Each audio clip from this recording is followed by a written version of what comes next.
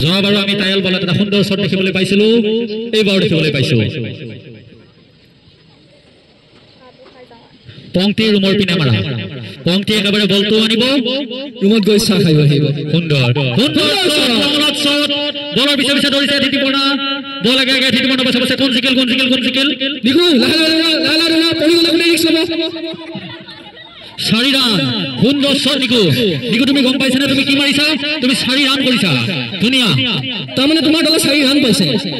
দিয়া কোনো কথা নাই বেট থৈ দৌৰিলেও হ'ব মানুহটো আহা বেট বাদ দিয়া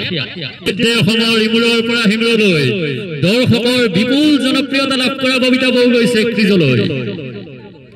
বলিঙৰ মুখত চিন্তাৰ ছাপ সুদূৰ বিটিএডিৰ পৰা ববিতা বৌ এসময়ত আগ্ৰামা মহিলাৰী আহি সম্বৰ্ধনা দি গৈছিল সুন্দৰ শ্বট নাই কোনো ৰান নহল কমেন্টেটৰ হাতত গিলাস লৈ হাত ভাগৰি পৰিছে গিলাসত চাহ পৰা নাই গৰিহণা দিছো প্ৰথমবাৰ কিকক গৰিহণা দিছো